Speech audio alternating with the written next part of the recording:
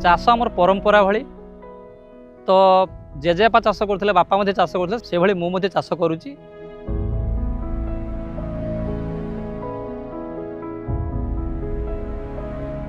एथिरे मु मोर एतिकी जगार मु चिना बादाम मध्य करुच्ची, धान करुच्ची, पान मध्य करुच्ची, नड़िया अच्छी, गुआ अच्छी, मोर पनीपरिबा बैगण भेंडी आलू सब प्रकार पनीपरिबा मध्य होउची।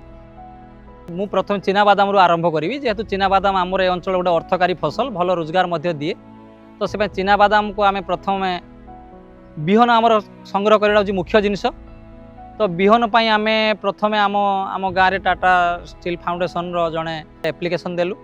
आमको माटी परीक्षा कराई दिया जाइछि एवं आमर जो सार परिचालना करने ट्रेनिंग मध्य दिया जाइछि, औषध मारिया स्प्रे मेसीन दिया जाइछि, चिना बादाम बिहन मध्य दिया जाइछि एवं चिना बादाम बुणिया जंत्र जो मेसीनटा जो एबे आमे तो फल रे पकाउथुले एबे मेसीन साहाय्य पकाउ ता द्वारा अमल निश्चित भाव में बढ़ी। मु कहबी ए वर्ष हमर भल अमल होईछि। बादाम रो जो परसेंटेज वेटटा निश्चित भाव में अधिक आर वर्ष टू ए वर्ष भल होईछि। सेतेले आमे 2-2.5 एकर जगार लक्षे टंका मध्य लाभ पाई पार नथुलु।